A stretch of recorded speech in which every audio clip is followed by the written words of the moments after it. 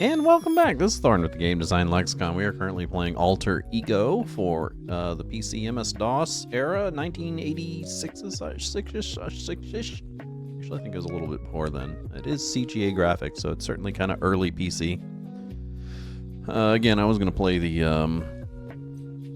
Commodore 64 version, but I didn't want to shuffle discs and wait for loading and all that kind of fun stuff, so we are in the DOS version. Okay, he says, can you use that scrap paper for something else before you throw it away? Protect our natural resources. You breathe a sigh of relief. I almost got caught passing a note in class. That was fun. He didn't really seem like a mean teacher, though. I mean, I'm sure there's mean teachers who are environmentally conscious, but that seems kind of weird. There's something on my glasses. There's something on my glasses that's annoying the living shit out of me. A sec here, because I can't read without them. Oh, wait a second. It's not on my glasses. It's on my Bible. Oh. It's a hair, and it's gone.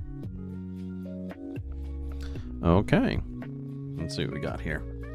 You are in the candy store buying candy with $5 bill given to you by your mother. Your bill comes to 50 cents. The man gives you back change, but no dollars. Confused? Question the man. The man tells you that you gave him a $1 bill.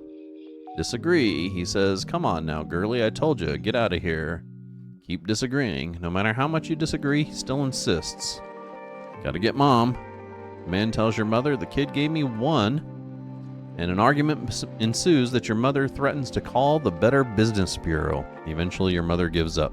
2 days later, she finds that she really did give you a $1 bill by mistake. Come to think of it, you never checked either. I guess your parents can be wrong sometimes, too. Your mother has given you permission to have a party. You want to invite most of the kids from your class. There's one child that you have second thoughts about inviting. Her name is Louise Feeback. Feeback? Let's say Feeback, because feedback sounds too horrible. All of the kids calling her Louise Feedbag.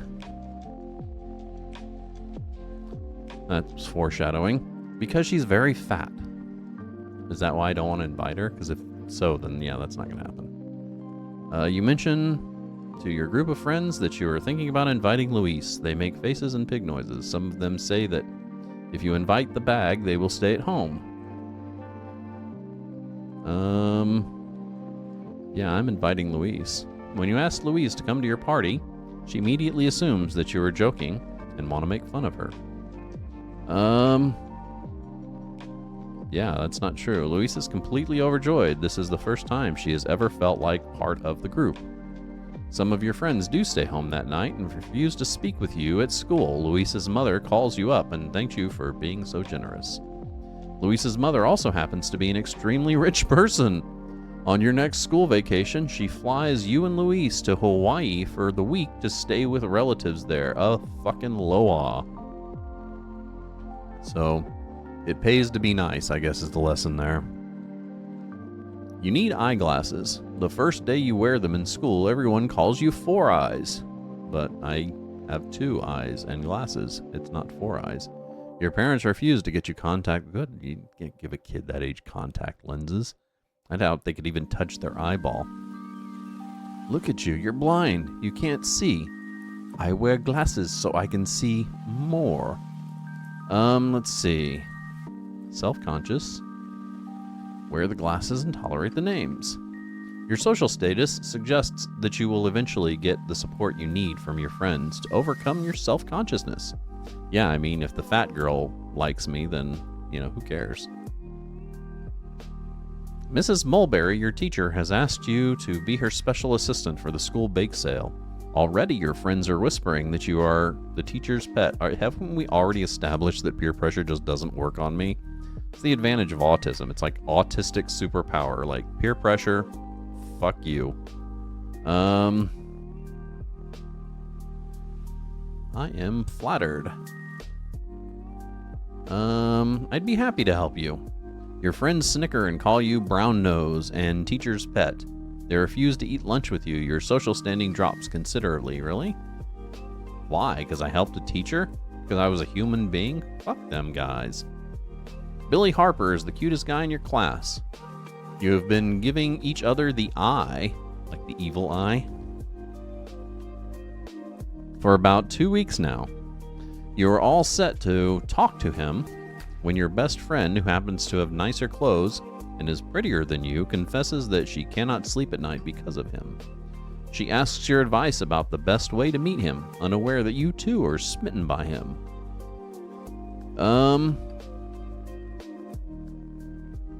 I'll give her advice. What the hell? Your ability to put your feelings aside is remarkable. Your friendship bond becomes stronger. But seriously, do you really think you can tolerate this without holding a grudge? Sure. There's a billion dudes out there.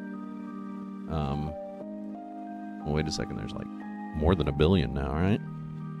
There's like... How many people are on the earth now? Shit, I don't know. I haven't counted in a while. I don't believe that. I understand how you can be sympathetic, but you have to feel a little resentful. You don't have to act on the resentment, but you can still feel bad. You're in the house, bored, with absolutely nothing to do. Your mother keeps telling you, read a book. You look over at the telephone and wonder, how many children in town, in this state, in this country, in this whole world, are bored at this very second? Why not try and make a new friend? Hey, let's, dial a random number. The phone rings. Myong hai hi op tini wa. This doesn't sound like a very worthwhile telephone call. You want to try again? Sure. The phone rings. Young lady, what do you think you were doing? Oops, it's Mom on the extension. Now you have something to do. Go to your room. Nice! That'd be cool if I, dialed China that first time. And my mom had to pay for it. In the schoolyard, your friends are discussing something very secretively.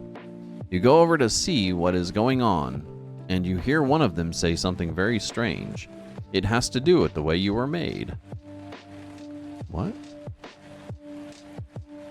Oh.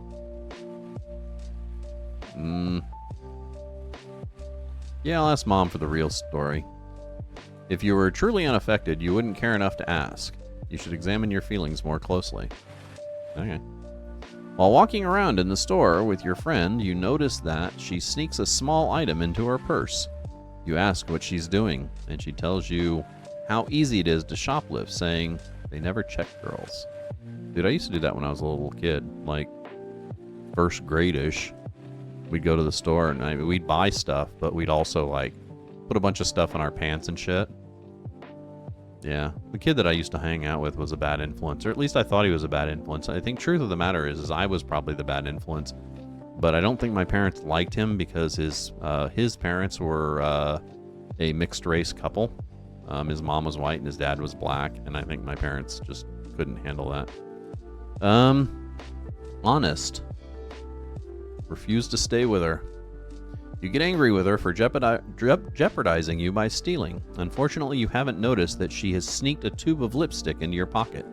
The manager sees it, accusing you of stealing, and calls your home. Because you're trustworthy, Mom believes you that you were framed. Thank God. Who founded the American Federation of Labor? What the fuck? Okay. So... American Federation of Labor. Of course, we didn't have the internet back then, but we have it now. It was founded in Columbus, Ohio. Merged, disevolved, headquarters located. Samuel Gompers? Oh, that's an option there. John McBride, no. William Green, no. George Meany. Those are just key people. What's the next name? Oh, there we go. Craft union, cigar makers. Why is it not giving me the founder?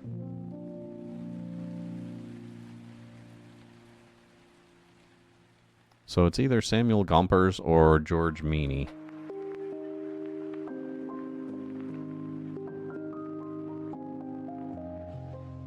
here we go. Governance, founding convention, made president, new official salary. Samuel Gompers of the Cigar Makers International. Oh, so let's choose Gompers. Yeah, let's choose Gompers. What the hell? Why is it asking me this? This is a weird question. You are correct. Who was the first vice president of the United States?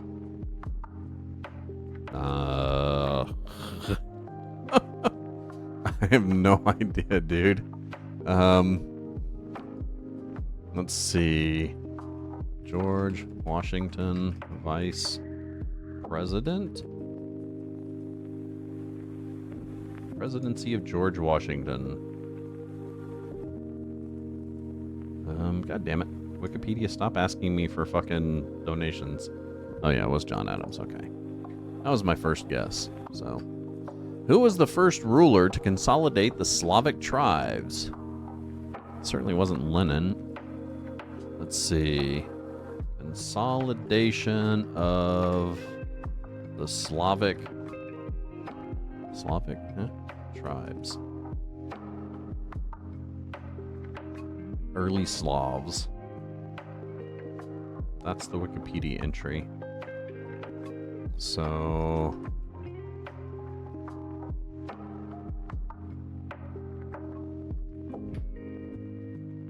it doesn't have any of those guys.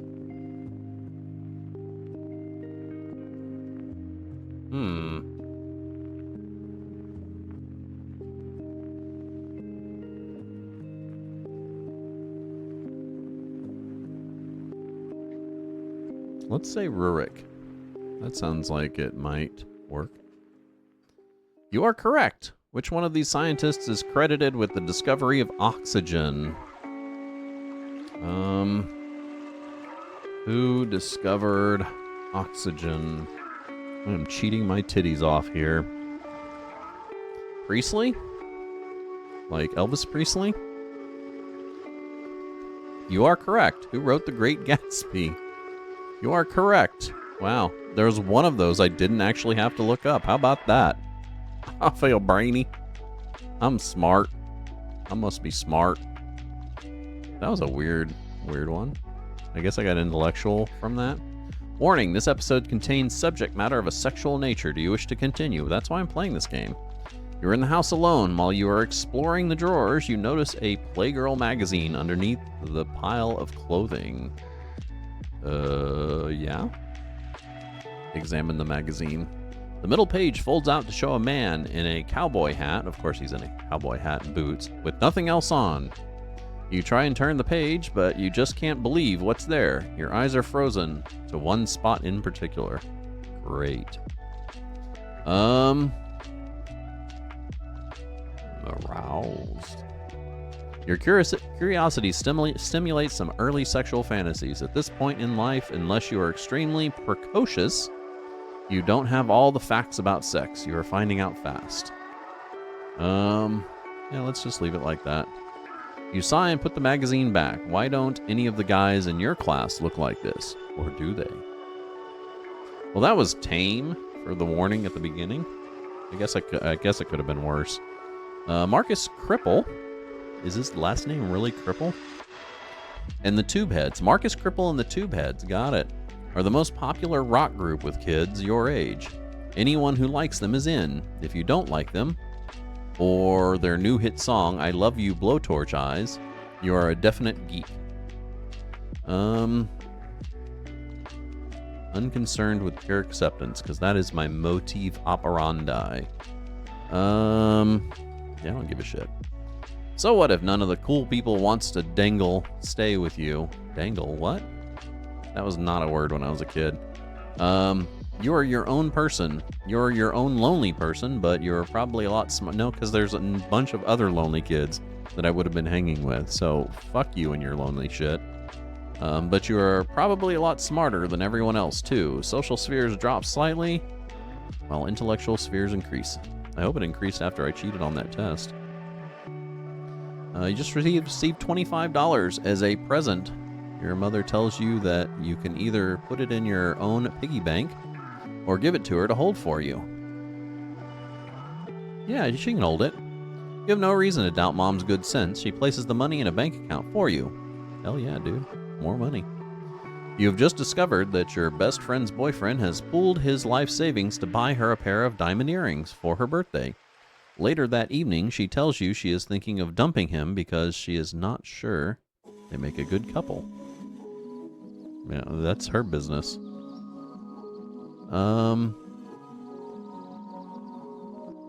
Yeah, I'm not going to tell her about the earrings, and I'm certainly not telling her boyfriend that she plans to get dumped. A little on the cold side, don't you think? Hell yeah, dude, you must have a difficult time with relationships. So, yeah. Months later, your friend finds out that you knew about the earrings all the while. She gets angry at you for not letting her know, and the two of you grow apart. Well, she wasn't worth it to begin with, was she? A very aggressive girl from a tough crowd starts an argument with you and challenges you to fight after school. Everyone whispers about the big fight. It looks like there will be a lot of people watching. Yeah, unaffected. I'll show up. You have made an inappropriate response. Ineffective, don't show up. You choose not to risk the danger of getting seriously hurt. This girl was capable of hurting you and might have done so, had you chosen to stay and fight her. You've just seen a fascinating movie about horses. They look so incredibly neat. Imagine just climbing up on top and riding around all day long. You could learn to jump and join competitions and shows, or you could just take care of it and be its friend. Yeah,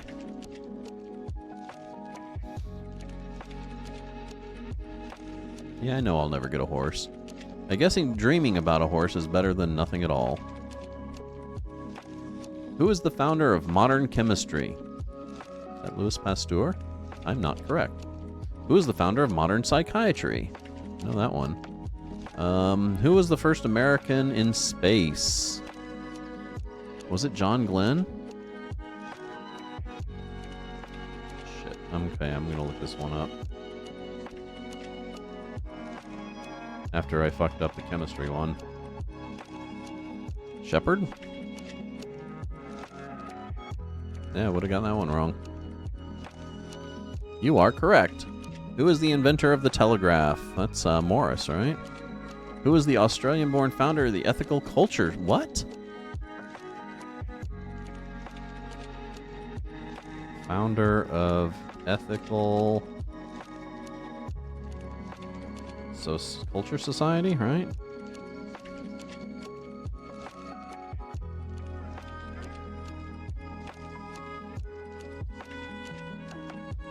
Adler? I have no idea what that even is, actually. Who takes over as president if both the president and the vice president die? That's the Speaker of the House. Okay, another test down and another test down. Another one bites dust. The latest craze is wearing a dog collar around your neck with a t-shirt proclaiming your dog name. You have just spent $5 on a shirt that says Fifi Rex, the Mad Mongrel, and have borrowed one of your dog's collars. On the way out of the house, your mother says, "Do you think you're going out to school with that ridiculous getup on?"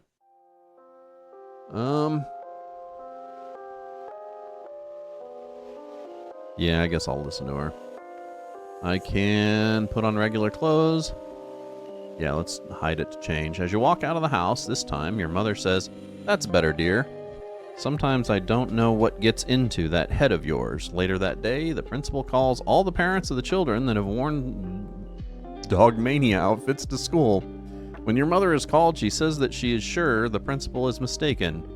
He asks if there is a possibility that there could be two Fifi Rex, the Mad Mongrel t-shirts wearers in the neighborhood. Your mother is mortified. You are forced to eat your meals from a special dog dish with your dog name on. Dude, I dig that. I mean, the whole dog thing, come on. Is that really like a bad thing? Yeah. You ask Mom if you can go to a party at the house of a friend whose parents are away for the weekend. She says no, of course not. She never lets you do anything that is the least bit fun.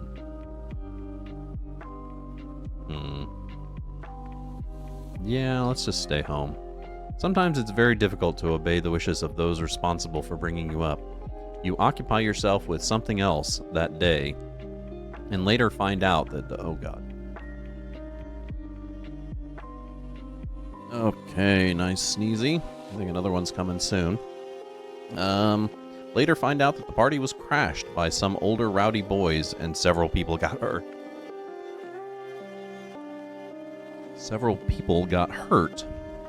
Goddamn sneezies. You have just passed through childhood. Family life is progressing very well. Dad is still the greatest hero of all time. And Mom is pretty terrific too. Physically, you are healthy. You contract the standard fare of childhood diseases, assorted sniffles, coughs, bumps, and stomach aches. Socially, this can be an awkward phase in life, especially when you hit the ripe old age of 9 or 10. Should you like boys? Should you not like boys? Decisions, all in all. You are developing good social skills. You don't always close your mouth when you are chewing your food, but hey, nobody's perfect. Now, regarding your emotional and personality development, you are remarkably trustworthy young lady. Your sense of ethics and fair play are quite remarkable for a child of your age. The degree to which you display aggressive types of behavior is somewhat alarming, especially for a young lady. You can be nasty and spiteful at times. You're about to enter adolescence. It is a somewhat hectic time of your life, full of surprises. There will be many highs, many high highs, and many low lows. With each year, you will gain responsibilities. You may also notice that people will begin to start forgiving you less for things previously described as mere childhood habits. You will be expected to act like a lady and become helpful around the house. Sometimes you may become moody and teary without any reason at all. Great, that hysteria again. Oh yes, then there's the matter of boys. If you haven't noticed them much in this phase, I'm sure you will soon. They'll also be noticing you quite a bit. Okay, and welcome to adolescence. I'm going to go ahead and end this here. Seems like a good time. This has been Thorn with Game Design Lexicon. We have been playing Alter Ego. We got to 7 years old with our boy and then got kidnapped, tortured, and killed. Isn't that lovely? And then with our girl, we made it to adolescence. I was hoping we'd be able to complete one full playthrough on this session, but thanks to a wonderful kidnapper, that didn't happen. Anyway, we are going to go ahead and call it quits for the day. This has been Thorn with Game Design Lexicon. We do stream Monday through Friday. That's noon p.m. to 3 p.m. Central Standard Time. Our schedule is a little bit in flux. So on Monday, we're currently playing Sid Meier's Civ 4 Colonization. That's the Civ 4 version of Colonization for Windows. We did have Black Mesa on Tuesdays, but we finished that, and we're currently prepping up to play Questron for the Commodore 64. That should be pretty fun. On Wednesday, that's still up in the air. I still haven't decided on something. I'm looking at a 8-bit or 16-bit console game, but we'll see. I'll have that decided before the end of the weekend. And then on Thursday, of course, we do Fallout. Tale of Two Wastelands. We're almost done with the Fallout 3 content. I'm not sure how much longer we're going to be going on with that, but once we're done with the Fallout 3 content, we will use the little train to travel over to New Vegas and do all the New Vegas content, which should be fun.